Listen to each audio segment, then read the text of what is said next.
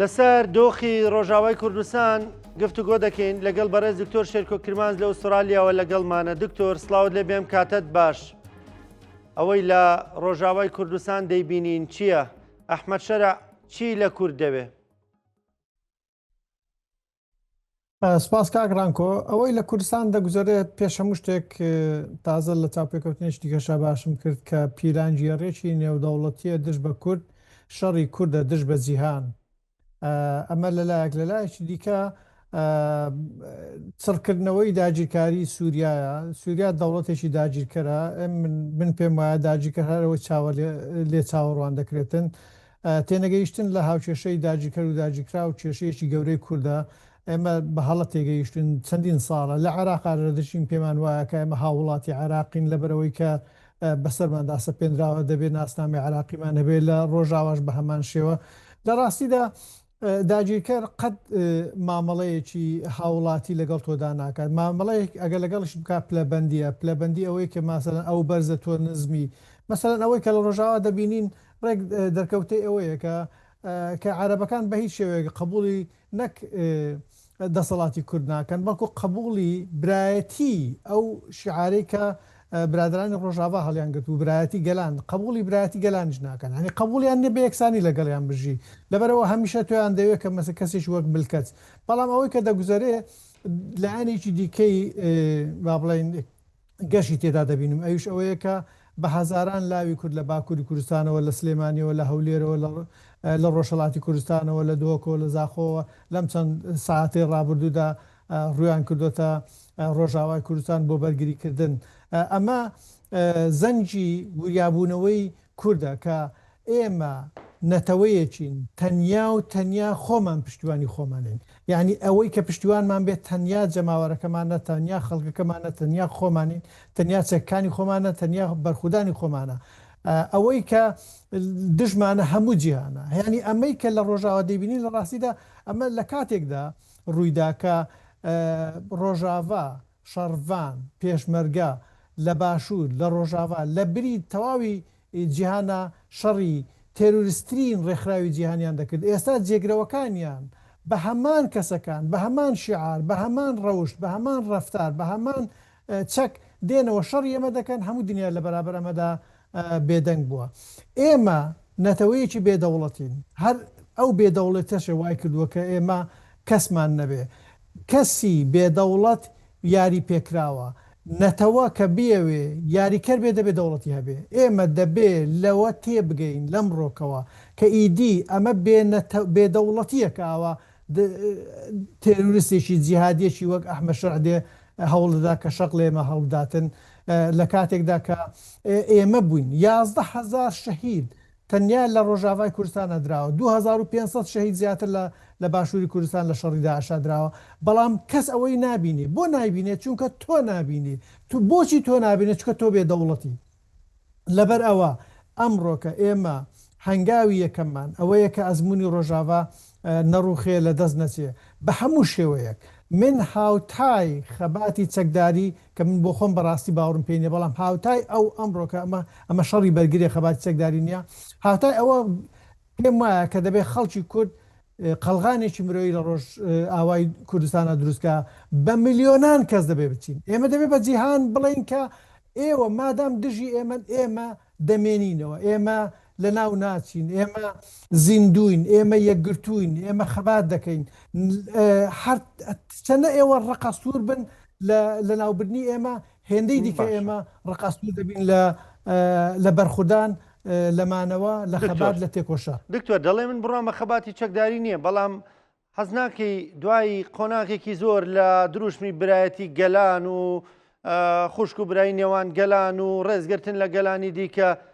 هەر ئەو گەلانی ئێمە بە برایان دەزانین ناچارمان دەکەن کە ئیترێمە وەکو دوژمن لیان بڕوانین، کامانە یعنی ڕەفتاریان دوژمنانەیە، دەمان کوژن، دەمان بڕن. لە کاتی لاوازیدا دروشمی برایەتی گەلان قبول دەکەن، بەڵام کاتێک دەسەڵات دەگرنە دەست، کاتێک هەلێکیان بۆ دەڕەخسێ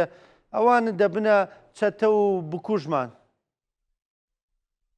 کاگرانکۆ من باوەڕم بە خەبات چەکداری نییە چونکە من پێم پرسی کورد بە خەبات چەکداری یەکلایی ناکرێتەوە یانی لەبەرەوەی کە هەمیشە داگیرکەرەکانمان لە ئێمە بەهێزترن هەمیشە داگیرکەرەکانمان پشتیوانیان زیاتر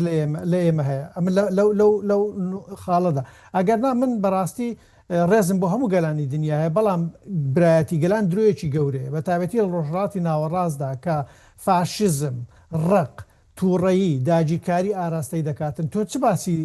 باسی ئەوە دەکەوێت ئەو باوەڕی بە بوونی تۆ نیە ئەو بوونی تۆ ڕەت دەکاتەوە ئەو باوەڕی ڕقی لەو هەناسەیە دەبێتەوە کە تۆ دەیخۆی تۆ چ باسی پێکەوە ژیان و برایەتی گەلان من باوەڕم بە برایەتی گەلان نییە بەڕاستی من ڕێز لە هەم گەلانی دنیا دەگرن بەڵام ئەمە درۆیەکی گەورەیە تەنیا ئەو گەلانە برای یەکدینە کە دەوڵەتیان هەیە ئەو گەلانێکە بێ دەوڵەتن ئەو نەتەوانێکە بێ دەوڵەتن کەس برایان نییە وەک ئەوەی کە ئێستا لە ڕۆژ ئاوای کوردستان ئەمە دەیبینین کە کەس برای کورد نییە کوردی لێ دەرچێتن هەرەوەشە کە مەسەلەن لە سلێمانیەوە خەڵک دەڕوە لە هەولێرەوە خەڵک دەڕوە ئەمڕۆ خۆپشاندانە لە هەولێر ئەمڕۆ خۆپشاندانە لە سلێمانی لە باکوورەوە بە میلیۆنان کەس دەڕاتن ئەمە نیشانەی ئەوەیە کە ئێمە تەنها و تەنها ئێمە خوشک و برای یەکدینە ئێمە دەبێ پشتی یەکدی بگرین من کاتێک کە دەڵێم ئێمە دەبێ من لەگەڵ خەبات چەکداری جیایە لەگەڵ بەرگری ئێمە باز لە بەرگری نەتەوەیەک دەکەن ئێستاکە بەرگری نەتەوە جیایە لە خەبات چەکداری من پێم وایە کورد بە خەبات چەکداری ڕزگاری نابێت بەڵام کاتێک کە تۆ کیانێکی ڕزگار کراوتەیە وەگەوەی لە باشوورە هەمانە وەگەوەی لە ڕۆژاوا هەمانە دەبێ بە چەک بەرگری لێ بکەیت ئەمە ینی ئەوە تێکەڵی بە خەواتی چەکداری نەکەیت بەڵام کاک ڕانکۆ من دەمێ ئەوە بڵێم کە ئێمە لەو لەحزەیەدا دەبێ بزان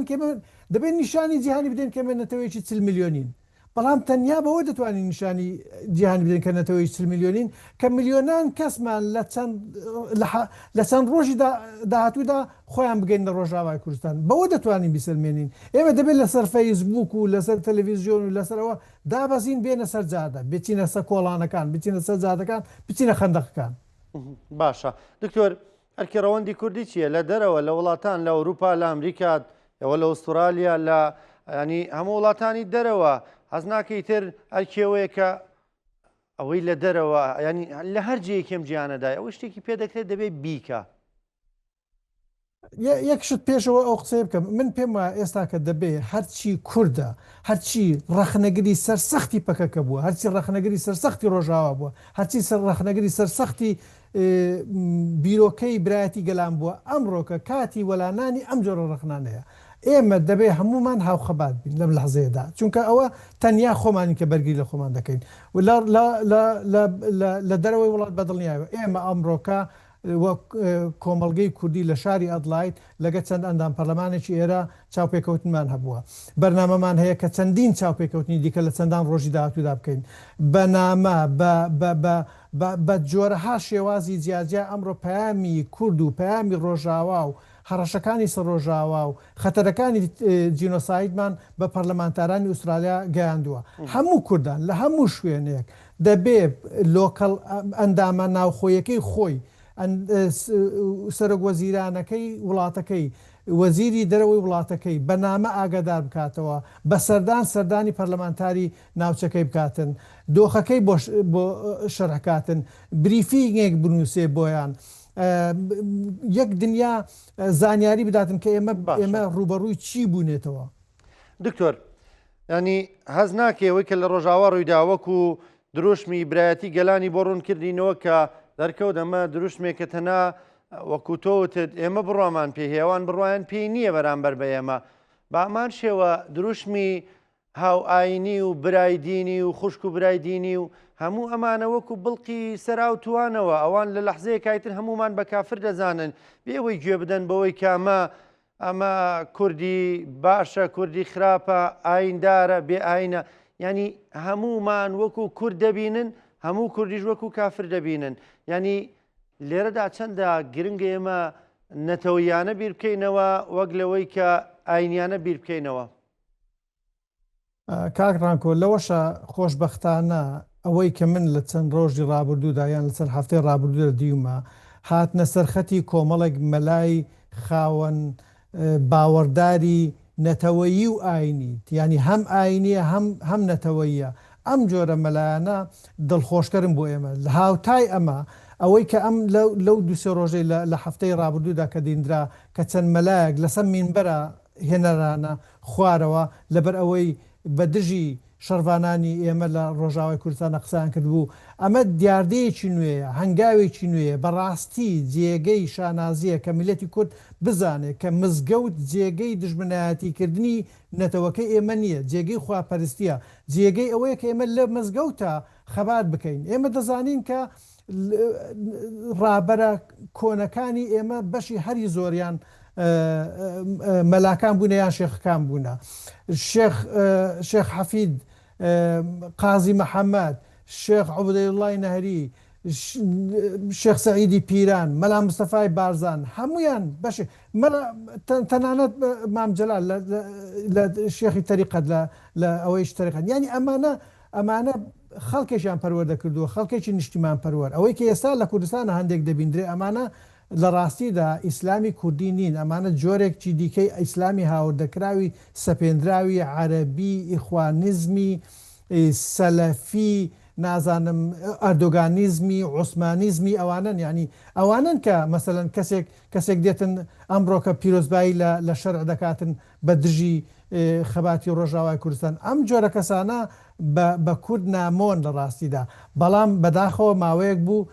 دەنجیان هەبوو زاریان هەبوو زمانیان هەبوو درێژ بوون ئێستا خەریکە نەتەوەکەمان بۆ خۆی وشیار بۆتەوە ئەم زارانە دەبڕێتن. دکتۆر ئەوە تا دەبینینەوە لە مزگەوتەکانیانەوە بانگەوازی جیهاد دژ بە کورد دەکەن و داوای ئەنفالێکی تری کورد دەکەن هەمانەوە ئەنفالی کە سەدام حوسێن بەکاریەنا دژ بە گەلی کوردی مسلمانی مەزلوم ئەوە تا لە سووریا دیسانەوە لە مزگەوتەکانەوە بانگوازی جیهادکردن دژ بە کورد دەردەکەن. ئێمە لە مزگەوتەکانە پێویست ناکە بچین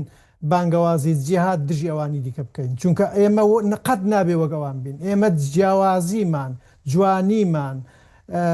بێوێنەییمان لە دنیادا لەوەدایە کە جیاواز بین لەگەڵەواندا بەڵام دەکرێت لە مینبەری مزگەوتەکانە بانگەوازی بەرخودان بکەین بانگەوازی نەفیرعام بکەین بانگەوازی ئەوە بکەین کە خەڵک دەبێ بەرگری لە خاک و نیشتیمان و نەتەوەکەی بکاتن خەڵک دەبێ هەوڵداتن کە ئەمڕۆ ڕۆژاوای کوردستان هەڕەشەی لەسەرا بەرگری لێ بکرێ نەک ئەوەی ئەمە با بڵێن هێرش بکەین لەسەرەوەکانی دیکە ئەوانی دیکە ئەنفال بکەین چونکە ئەمە نە لە کورد دێتن نە لە کوردەوەشێتەوە نە شایستەی ئێمەیە ئەوەی کە خوێن ڕێژە ئەوانی دیکەن ئەوەی کە بەرگریکەرە لە خاک ئەوە ئێمەین. باشە دکتۆر تا چەند ئەم هەوڵانە دەتوانێت لەدایکبوونی ڕۆحێکی نوێ بێ بۆ کورد بەتایبەت لە ڕۆژاوای کوردستان ینی بێتە هۆکاری جێبەجێبوونی ئیدارەیەک لەوێش لە ڕۆژاوای کوردستان ینی ئیدارەیەک هەبێت کە بە ناچاری دوژمنەکانمان ئیتر قوبوڵی بکەن. من پێم وایە بەرخودانی کۆبانێ و حەسەکە دوجار هەم با بڵێن یاریکەرە نێودەوڵەتەکان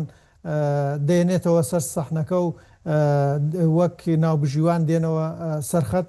هاوکاتیش چۆک بە داگیرکەری سووریا دادەنێتن کە بێتەوە سەر مێزی مفاوزە و دان بە مافەکانی گەلی کورد بنێ لە دەستوری سووریادا دیارە من بۆ خۆم ئەمە لە قۆناغی یەکەمە باوەڕم بەوەیە دەنا قەت باوەڕم بەوە نییە کە میلەتی کورد دەبێ چاوەڕوانی ئەوە بکە کە لە ژێر دەستیا بە هەموو مافەکانی خۆی دەگاتن ئەمانە لە بێهێزیان دان بە هەندێ مافی کوردانن لە قۆناغێکە دان بە هەندێ مافی کوردان سەدام حوسێن جواب بوو سەدام حوسێن بەیانی 11 ئازاری لەگەڵ سەرکردایەتی شۆڕشە ئیمزا کرد چونکە لە حالەتێکی حەریزدا بوو هێشتان پێگەی جونگەکانی دەوڵەتەکەی و سیستەمەکەی و حیزبەکەی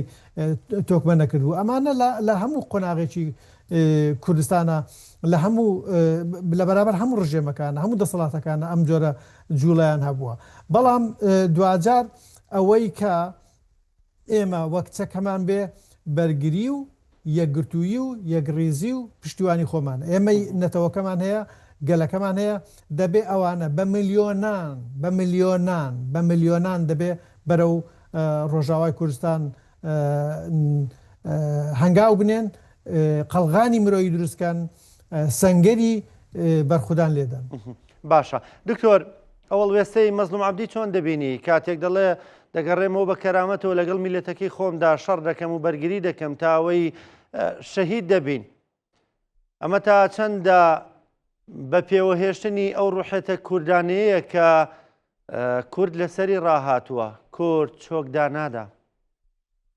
لە ڕاستیدا ئەم هەڵوێستەی بەڕێز مەزلوم عەبدی لە کاتێکدا کە پێشنیازی پۆست و پلەپایە بۆ کراوە، لە کاتێکدا کە ئەگەری ئەوەی هەبوو هەر لەوێدا دەست بەسەر بکرێتن و با بڵێن چۆکی دانەداوە و بڕیاری بەرەنگاربوونەوە و خەبات و بەرخودانی داوە، نیشانەی با بڵێن نەک کەسێکە کە سەرۆک بێ بەڵکو ڕابەرە، ئەمە نیشانەی ڕابەراتیە، نیشانەی خاچیبوونی ئەو کەسەیە، نیشانەی ئەوەیە کە ئەم کەسە دەیەوێت لە ناو میلەتەکەی لە ناو خەڵکەکەی لە ناو گەلەکەی شەهید بێ لە پۆست و پلە و پایەی پێی باشترە. بێزگەلەوە هەر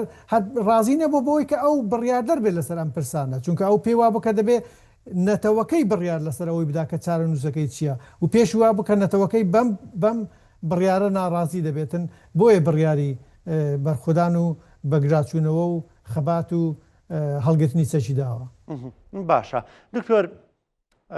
لە کۆتاییداوە ینی وەکو توێژەرێکی سیاسی دۆخەکە چۆن دەبینی بە بڕوای تۆ بەکوێ دەگا؟ ئایا ئەحمەد شەرع و تورکیایە ڕاستتر بڵێن لە چونکە ئەوەی دەبینین تورکیایە، ئایا بە مەرامەکانیان دەگەن؟ من پێم وانە چونکەوان 100 ساڵە دەیانێ میلەتی کورد لەدا ببن. خۆمە ئەمڕۆکە نیە و کاری ئەمڕۆینێ تورکیا ئەمە ئەمڕۆکە نییە، ینی لە چی نەکردووە تورک بە دژی نەک خەڵکی بە ڕۆژاوا و باشووری کوردستان، بەڵام چی نەکردو بەرابەر بە خەڵکی نەتەوەی کورد لە باکووری کوردستانە، بەڵام نەیتوانێت کورد لە ناوباتن. کاک ڕانکۆ هۆکاری هەرە سەرکی ئەوەی کە ئەوان دژی ئێمە چووکە دەزانن ئێمە خاوەنی خاکەین، ئەوان پێیان وایە تەنیا کاتێک دەتوانن ئەوان خاوەنی ئەو خاکە بن کە بوونی ئێمە وجودی ئێمە بسڕنەوە، بۆیە ئەوەندە دژایەتی ئێمە دەکەن. هەموو نەتەوەکانی ئەو ناوچەیە لە ناوچوون لەژێر دەسەڵاتی فارسەکان و عەرەبەکان و تورکەکانە. هێندە ڕقیان لە کووردا چووکە کورد تاکە نەتەوەیە کە لە دێر زەمانەوە لە سەرخاچی خۆی بەرگری لە خۆی کردووە، ئەمڕۆکە شەر دەیکاتن.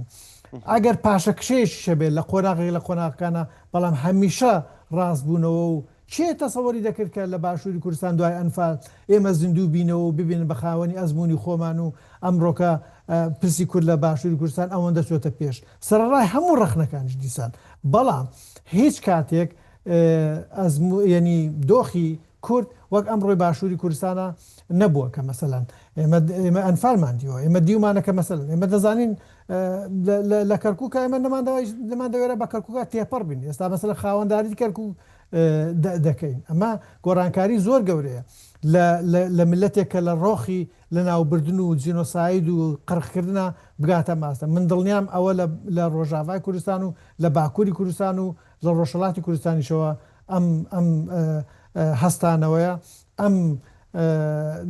با بڵێن گەیشتن بە قۆناغی شوێنێکی دیکە پێگەیەکی دیکای کە ئێمە چاوەڕانی دەکەین بەڕێوەیە. سپاس دەکەم بەڕێز دکتۆر شێرکۆ کرمان، توێژەری سیاسی. سپاس لە